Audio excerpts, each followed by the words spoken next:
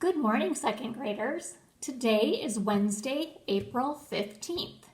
This is going to be a little different today because you're not going to get to see my face today, but we're going to continue in our Dinosaurs Before Dark book.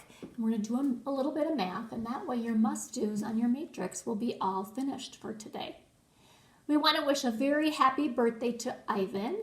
I sure wish that we could all be together in our classroom to wish you that happy birthday. But we hope you have a special day. I'm sure it'll be great, even when you're at home. So yesterday we left off with chapter 3, where Annie stepped boldly up to the ancient creature. And just like in school, we're going to read the last part of this page before we go on to the next chapter. So it says, Annie started down the rope ladder. "Hey!" shouted Jack, but Annie kept going. "Are you crazy?" Jack called. Annie dropped to the ground. She stepped boldly up to the ancient creature. So think about the prediction that you made for yesterday. And let's read chapters 4 through 6 and see if you were right. What did you think would happen once she stepped up to that creature? Chapter 4 is called Henry. Jack gasped as Annie held out her hand. Oh, brother, she was always trying to make friends with animals, but this was going too far. "Don't get too close to him, Annie," Jack shouted. But Annie touched the pteranodon's crest. She stroked his neck. She was talking to him. What in the world was she saying? Jack took a deep breath. Okay, he would go down too. It would be good to examine the creature. Take notes, like a scientist. Jack started down the rope ladder. When he got to the ground, Jack was only a few feet away from the creature. The creature stared at Jack. His eyes were bright and alert. "He's soft, Jack," said Annie. "He feels like Henry." Jack snorted. "He's no dog, Annie." "Feel him, Jack," said Annie. Jack didn't move. "Don't think, Jack. Just do it." Remember, Jack is pretty cautious and Annie's pretty bold, so she's just telling him, don't even think about it, just do it. Jack stepped forward. He put out his arm very cautiously. He brushed his hand down the creature's neck. Interesting. A thin layer of fuzz covered the pteranodon's skin. "Soft, huh?" said Annie. Jack reached into his backpack and pulled out a pencil and a notebook. He wrote, "Fuzzy skin." "What are you doing?" asked Annie. "Taking notes," said Jack. "We're probably the first people in the whole world to ever see a real live pteranodon." So notice when Jack writes in his notebook, it shows you this type of writing. And that's how you know that that's what he's doing. So he's writing in his notebook and he's taking notes so that he can go back later and see what he can learn. Jack looked at the pteranodon again. The creature had a bony crest on top of his head. The crest was longer than Jack's arm. "I wonder how smart he is," Jack said. "Very smart," said Annie. "Don't count on it," said Jack. "His brain's probably no bigger than a bean." "No, he's smart. I can feel it," said Annie. "I'm going to call him Henry." And that's what the name of the chapter was, wasn't it? Jack wrote in his notebook, "Small brain?" ? So here's a picture of Jack writing in his notebook, just like a scientist keeps notes and observations. Jack looked at the creature again. "Maybe he's a mutant," he said. The creature tilted his head. Annie laughed. "He's no mutant, Jack." "Well, what's he doing here then? Where is this place?" said Jack. Annie leaned close to the pteranodon. "Do you know where we are, Henry?" she asked softly. The creature fixed his eyes on Annie. His long jaws were opening and closing, like a giant pair of scissors. "Are you trying to talk to me, Henry?" asked Annie. "Forget it, Annie." Jack wrote in his notebook. "Mouth like scissors? ? Did we come to a time long ago, Henry?" asked Annie. "Is this a place from long ago?" Suddenly she gasped, "Jack!" He looked up. Annie was pointing toward the hill. On top stood a huge dinosaur. Chapter 5, Gold in the Grass. "Go, go," said Jack. He threw his notebook into his pack. He pushed Annie toward the rope ladder. "Bye, Henry," she said. "Go," said Jack. He gave Annie a big push. "Quit it," she said, but she started up the ladder. Jack scrambled after her. They tumbled into the treehouse. They were panting as they looked out the window at the dinosaur. He was standing on the hilltop, eating flowers off a tree. "Oh, man," whispered Jack, "we are in a time long ago." The dinosaur looked like a huge rhinoceros, only he had 3 horns instead of 1. 2 long ones above his eyes and 1 on his nose. He had a big shield-like thing behind his head. "Triceratops," said Jack. "Does he eat people?" whispered Annie. "I'll look it up." Jack grabbed the dinosaur book. He flipped through the pages. "There," he said. He pointed to a picture of a triceratops. He read the caption. The Triceratops lived in the late Cretaceous period.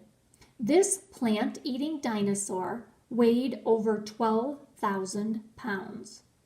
And that's what Jack found when he looked it up in the book. Jack slammed the book shut. "Just plants, no meat." "Let's go see him," said Annie. "Are you nuts?" said Jack. "Don't you want to take notes about him?" asked Annie. "We're probably the first people in the whole world to ever see a real live triceratops." Jack sighed. She was right. "Let's go," he said. He shoved the dinosaur book into his pack. He slung it over his shoulder and started down the ladder. On the way down, Jack stopped. He called up to Annie. "Just promise you won't pet him." "I promise." "Promise you won't kiss him." "I promise." "Promise you won't talk to him." "I promise." "Promise you won't." "Go, go," she said. Jack went. Annie followed. When they stepped off the ladder, the pteranodon gave them a kind look. Annie blew a kiss at him. "Be back soon, Henry," she said cheerfully. "Shush," said Jack, and he led the way through the ferns, slowly and carefully. When he reached the bottom of the hill, he kneeled behind a fat bush. Annie knelt beside him and started to speak. "Shush." Jack put his fingers to his lips. Annie made a face. Jack peeked out at the Triceratops. The dinosaur was incredibly big, bigger than a truck. He was eating the flowers off a magnolia tree. Jack slipped his notebook out of his pack. He wrote, "Eats flowers." Annie nudged him. Jack ignored her. He studied the Triceratops again. He wrote, "Eats slowly." Annie nudged him hard. Jack looked at her. Annie pointed to herself. She walked her fingers through the air. She pointed to the dinosaur. She smiled. Was she teasing? She waved at Jack.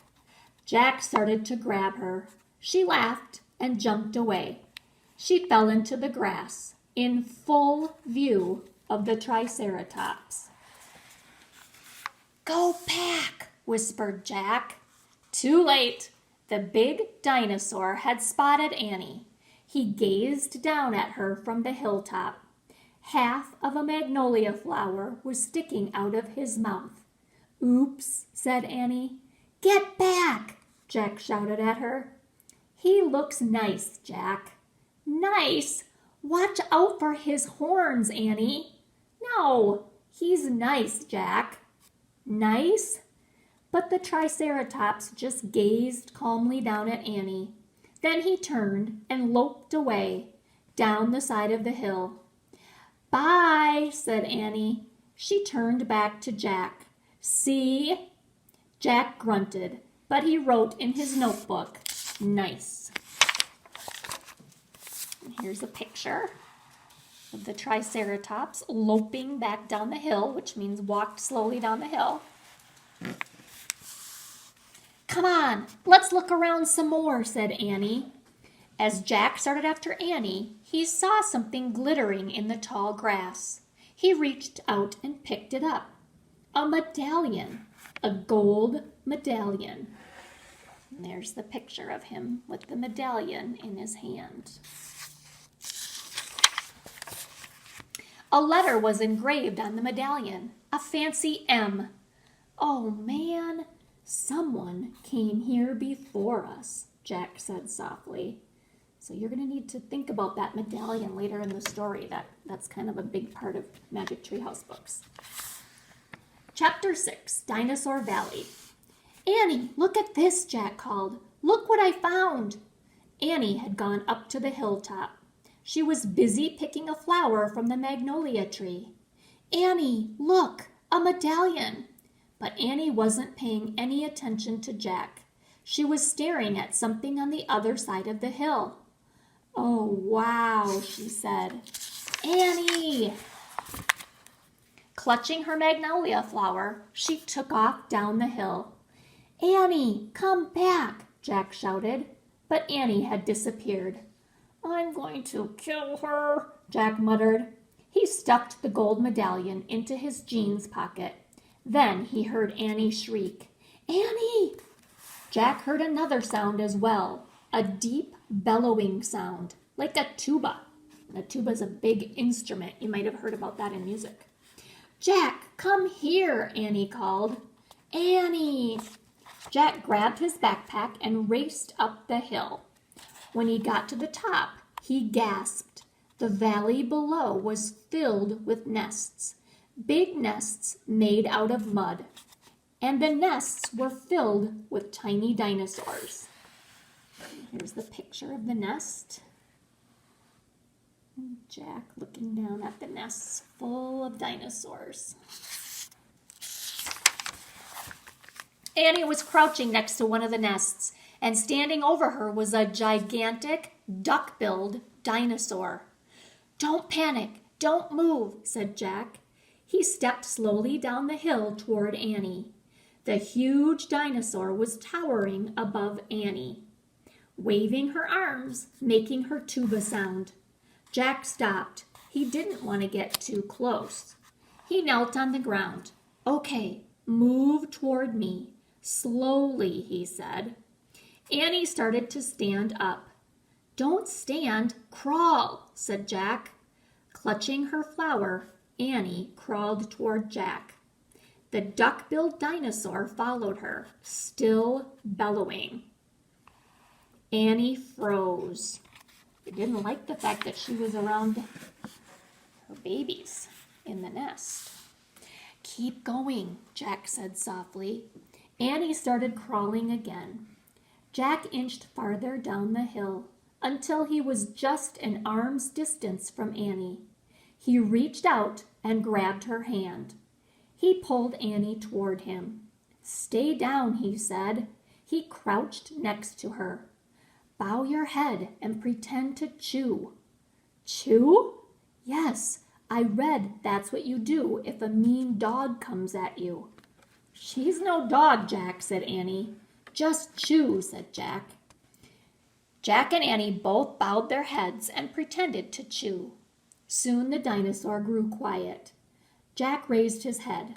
I don't think she's mad anymore, he said. Thanks, Jack, for saving me, said Annie. You have to use your brain, said Jack.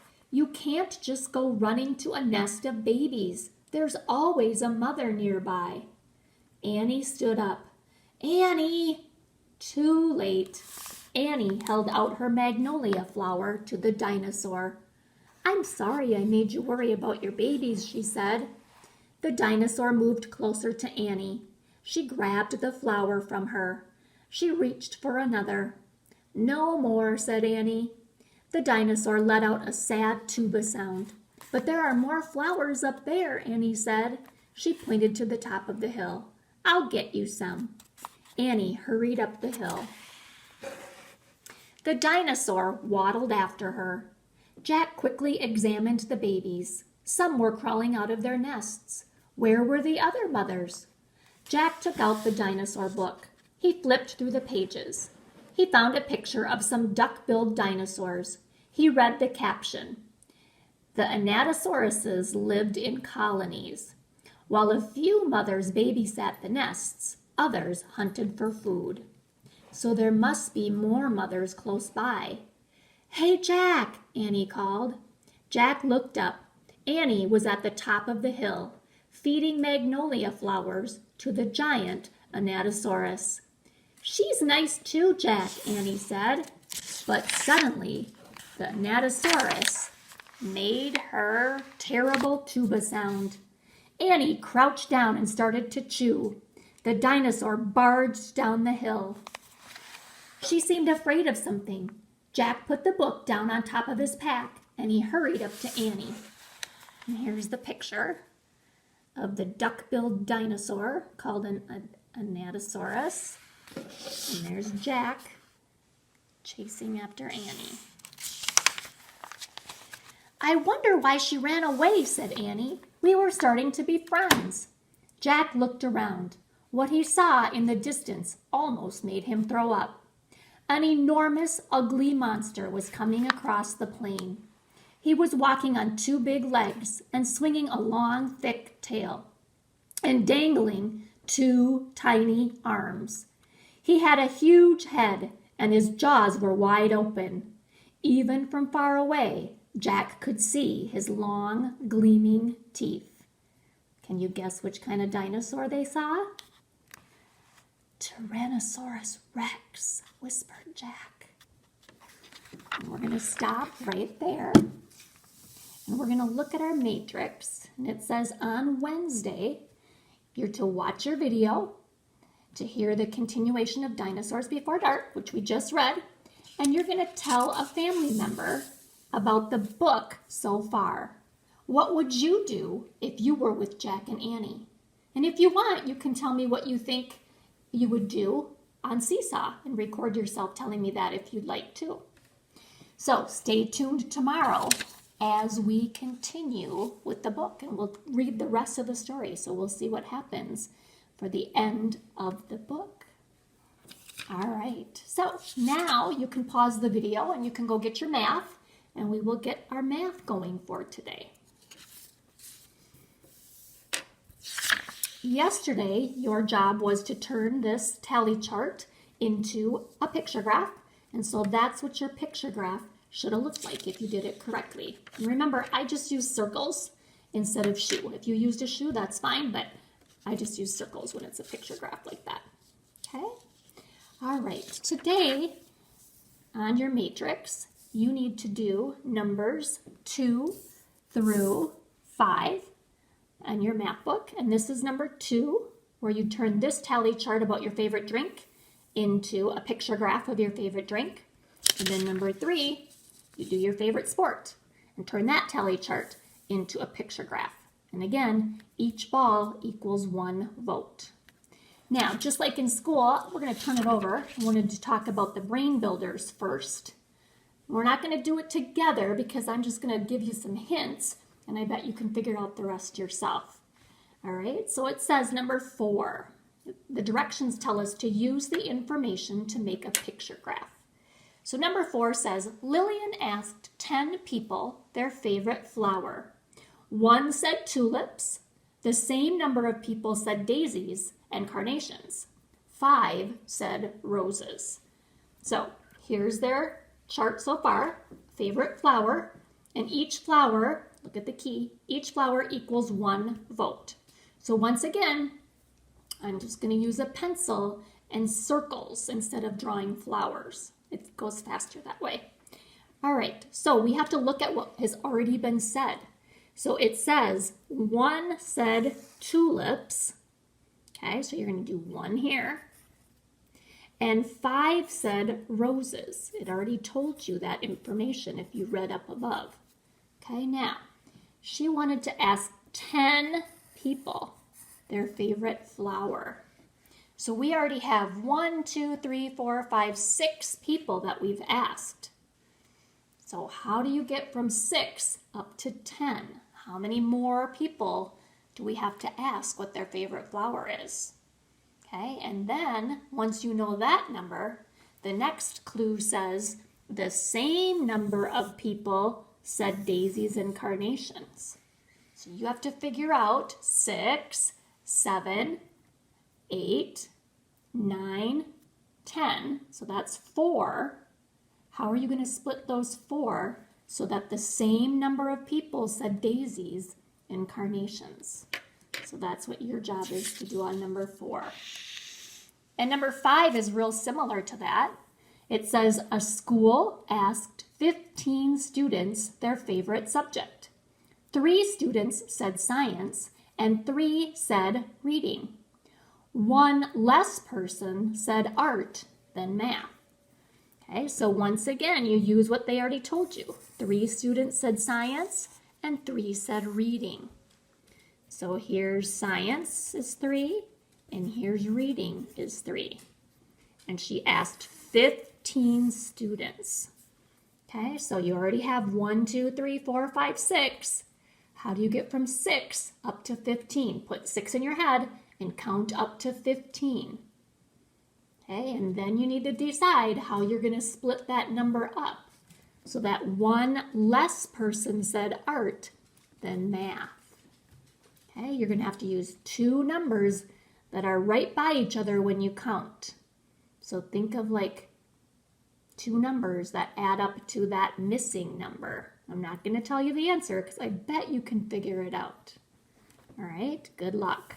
And then don't forget on the right math, explain how picture graphs can be more helpful than tally charts. Don't forget to write your answer on the lines.